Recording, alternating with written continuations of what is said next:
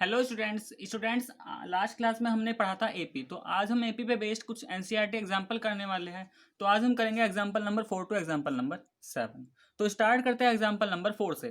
देखो example number 4 में हमें क्या गिवन है, इन एन एपी एक एपी गिवन है। If mth term is an and nth term is m।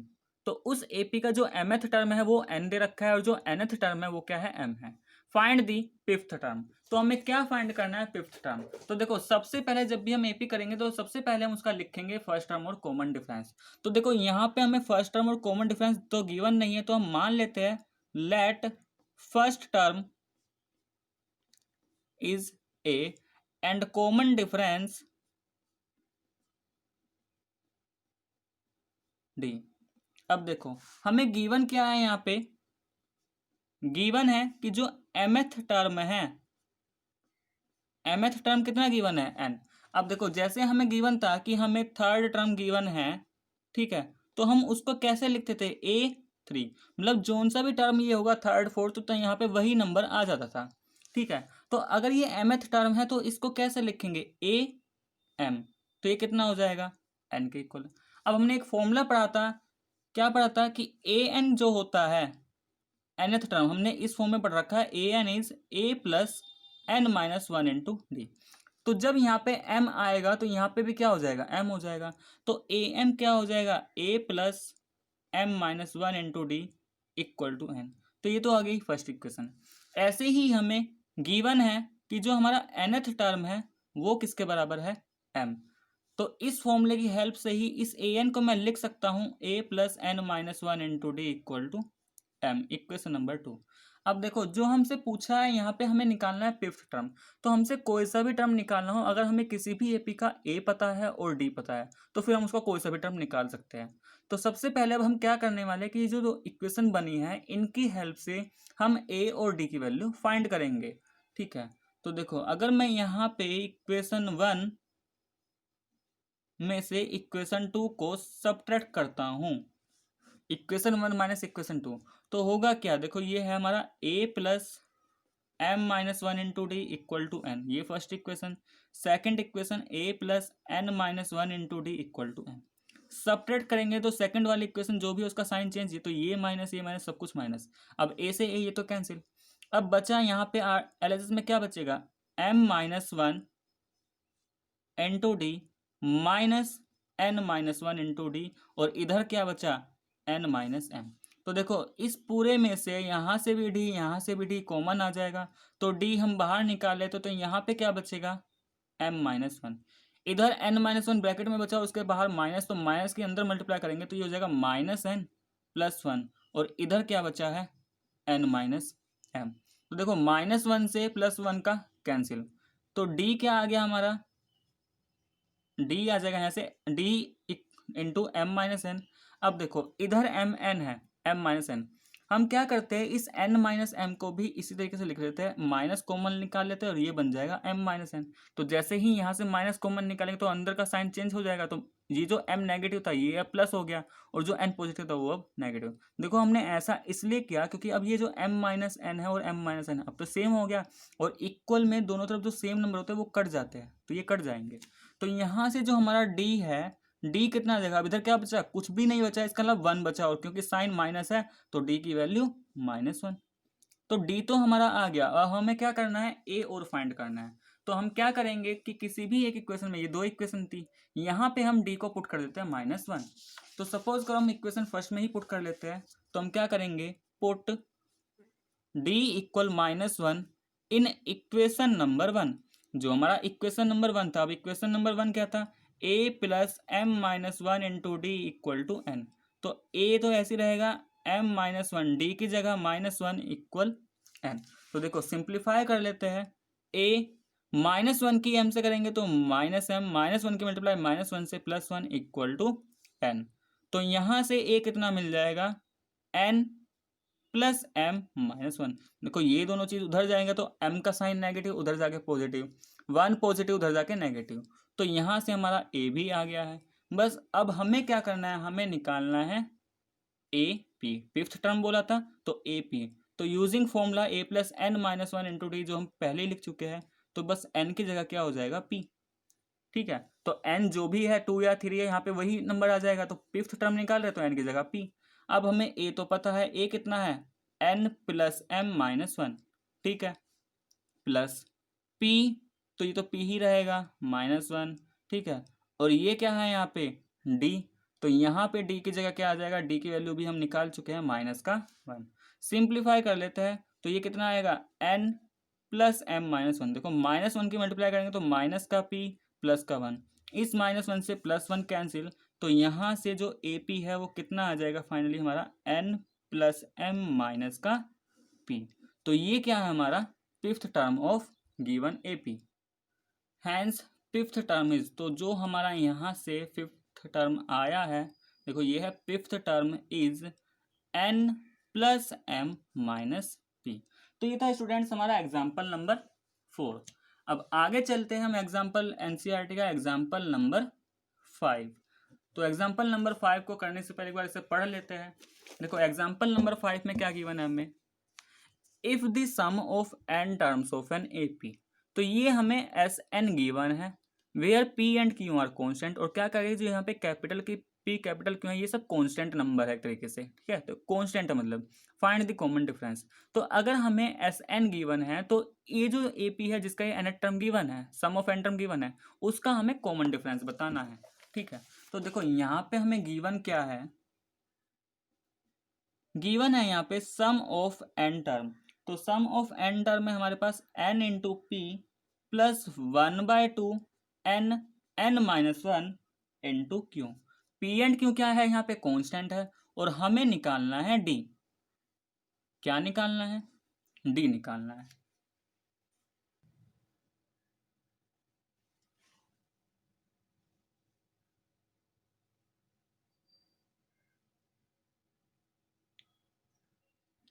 ठीक है, तो यहाँ से हमें दो कंसेक्यूटिव टर्म फाइंड करना है।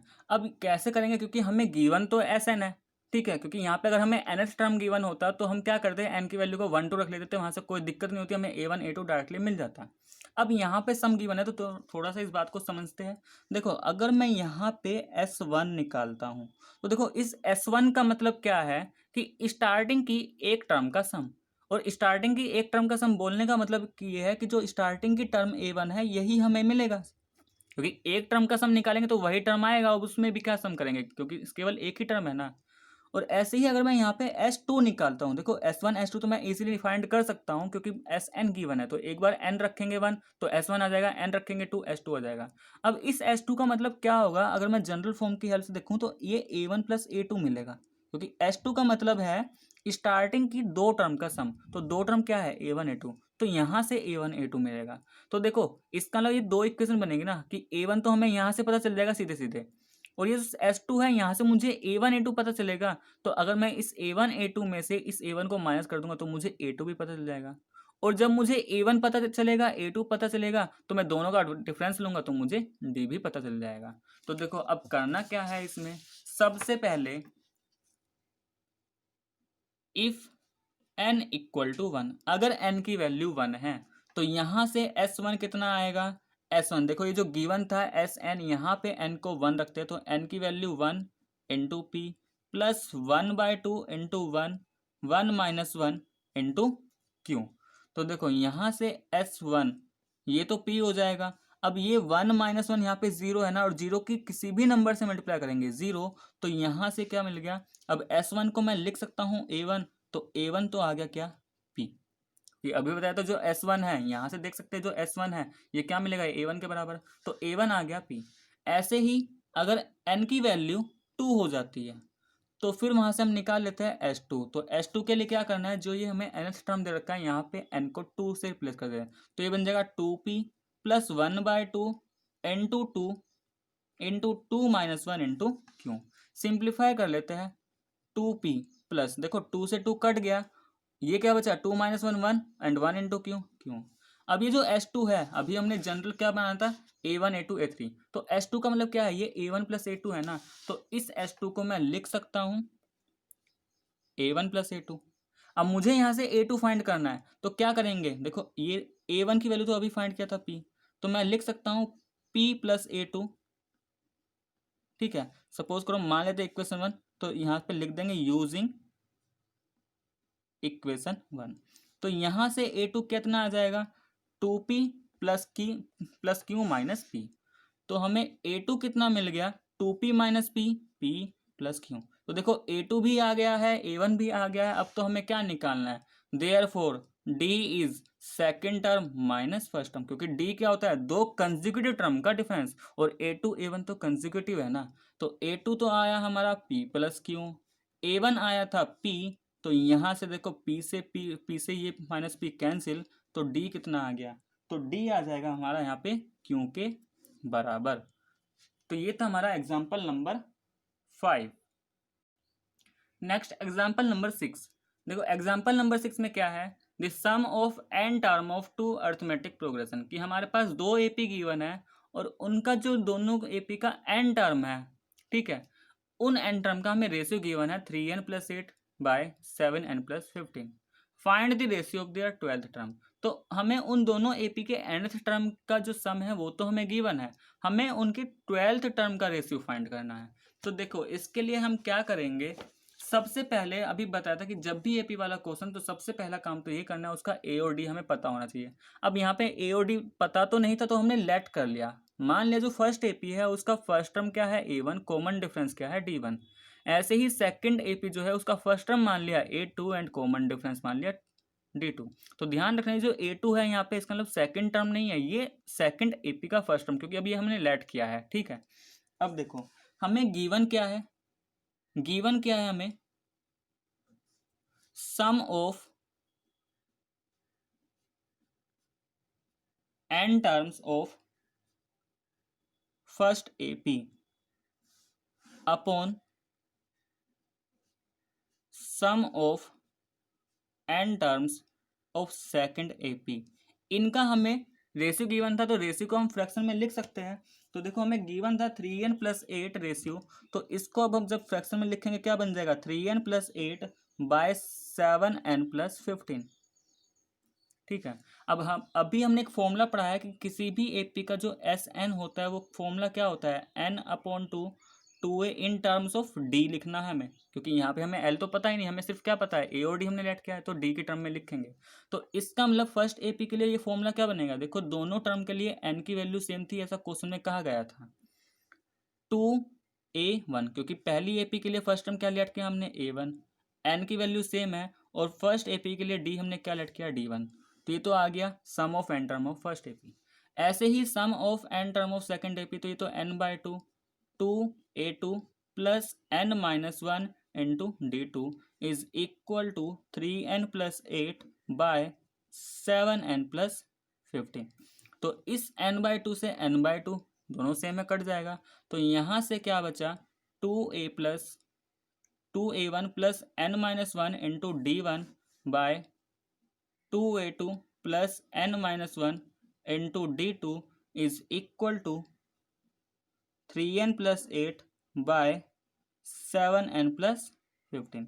सपोज करो मान लेते हैं ये फर्स्ट इक्वेशन। अब देखो अब हमें जो फाइंड करना था, क्या फाइंड करना था, हमें फाइंड करना था ratio of their 12th term. तो उनके 12th टर्म का रेशियो फाइंड करना है। अब यहाँ पे ध्यान रहे, जो हम यहाँ पे गिवन है वो हमें फर्स्ट एपी का जो एसएन है वो ऊपर है और सेकंड एपी का एसएन नीचे है। तो जब हम रेशियो फाइंड करेंगे उसी ऑर्डर में फाइंड करेंगे। तो हम क्या लिखेंगे, 12th term of first AP upon 12th term of second AP. अब देखो हमें पता है कि जो nth टर्म का फॉर्मूला होता है क्या होता है, a plus N minus 1 into D. तो 12th टर्म क्या आएगी फर्स्ट एपी का, तो देखो यहाँ पे a मतलब जो फर्स्ट एपी है उसका फर्स्ट टर्म। यहाँ पे जब मैं 12 रखूंगा तो मैं सीधे अब इसका फॉर्मूला यूज करूँ, तो 12 माइनस 1 मतलब कि ये 11, तो 11d1, और ये आएगा हमारा a2 प्लस 11d2, ठीक है। अब देखो अब यहाँ पे हमें एक इक्वेशन ये आई और एक इक्वेशन ये, यहाँ पे कंपेयर करके हमें ये पता लगाना है ये n कितना है। तो अब हम क्या करते हैं, देखो इसी इक्वेशन को मैं ऐसे लिख सकता हूँ, अगर मैं ऊपर नीचे ये जो इक्वेशन यहाँ पे आई है ये वाली, इसमें अगर मैं 2 से मल्टीप्लाई कर दूँ न्यूमरेटर को भी और 2 से डिनोमिनेटर को भी, तो होगा क्या, ये बनेगा 2a1 प्लस 22d1, ठीक है, अपॉन 2a2 22d2। तो यही क्या है, यही हमारा 12th टर्म का रेशियो है दोनों AP का। अब यहाँ से इसको और इस वाले इक्वेशन फर्स्ट को, मतलब इसको चलो मैं सेकंड मान लेता हूँ, ठीक है। अगर मैं कंपेयर करता हूँ तो जो n-1 है, देखो 2a1 2a2 यहाँ पे भी है, यहाँ पे भी है, d1 d2 यहाँ पे भी है, यहाँ पे भी है। इस n-1 को 22 से कंपेयर करेंगे तो n-1 किसके बराबर, n-1 किसके बराबर 22। तो n-1 22 के बराबर, तो n किसके बराबर 22 + 1, तो n किसके बराबर 23।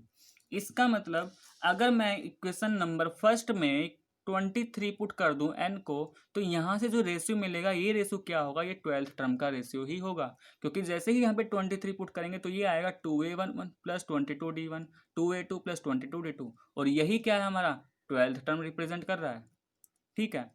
तो देखो हम क्या करते हैं, put n = 23 in equation number 1, ठीक है। तो होगा क्या इससे 2a1 + 23 - 1d1 2a2 + 23 - 1 × d2 is equal to 3 × 23 + 8 7 × 23 + 15। Simplify कर लेते हैं तो ये तो बन जाएगा हमारा 2a1 + 22d1 2a2 + 22d2।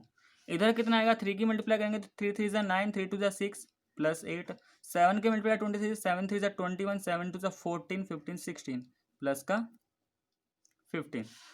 इन दोनों में से 2 कॉमन आ जाएगा तो twice of a1 + 11d1 twice of a2 + 11d2 is equal to 69 + 8 कितना 77 एंड 161 + 15 करेंगे तो 516 617 और ये 1।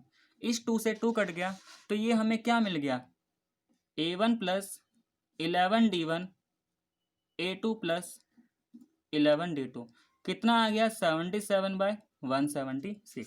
और यही हमारा क्या है, यही तो हमारा 12th टर्म था। देखो अभी हमने निकाला था फॉर्मूले की हेल्प से, यही हमारा क्या है 12th टर्म का रेशियो। तो यहाँ से इसकी अब तो वैल्यू आ गई 77/176। तो रेशियो क्या आ गया 12th टर्म का, तो हम रेशियो की फॉर्म में कैसे लिख देंगे, रेशियो ऑफ देयर, कि ये जो दो एपी है इनकी 12th टर्म का जो रेशियो आया है कितना आ गया 77/126, ठीक है। तो कितना आ गया 77 देखो स्टूडेंट्स यहाँ पे जो रेशियो निकालते हैं हमारा सिंपलेस्ट फॉर्म में हो सकता है, तो इसको सिंपलेस्ट फॉर्म में कर लेते हैं 11 7 = 77 और ये जाएगा 11 1 = 11 11 6 तो 7/16 के बराबर आ जाएगा, ठीक है। तो जब हम रेशियो लिखेंगे इसका तो हम इसको सिंपलेस्ट फॉर्म में लिखेंगे तो कितना आ जाएगा ये हमारा 7/16। तो यही क्या है हमारा 12th टर्म का जो रेशियो है वो यहाँ से 7/16 आ गया है। नेक्स्ट एग्जाम्पल नंबर 7, देखो एग्जाम्पल नंबर 7 में क्या गिवन है, the income of a person is ₹3 lakh in the first year.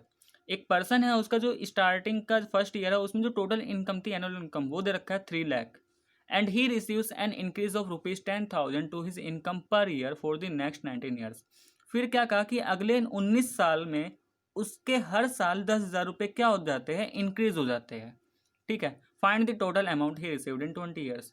तो 20 साल में, अब देखो यहाँ पे 20 साल ही होगा क्योंकि पहले साल कितना था 3 लाख उसका वो था सैलरी, ठीक है। नेक्स्ट 19 ईयर्स उसके 10,000 रुपये बढ़ रहे हैं तो टोटल कितने साल हो गए, टोटल 20 ईयर्स हो गए। तो उन टोटल 20 ईयर्स में उसने कितना अमाउंट रिसीव किया, उसे कितना जो सैलरी मिल रही है वो कितनी है हमें वो बताना है। तो देखो यहाँ पे जो इंक्रीमेंट हो रहा है वो हर साल 10,000 रुपये इंक्रीज हो रहा है।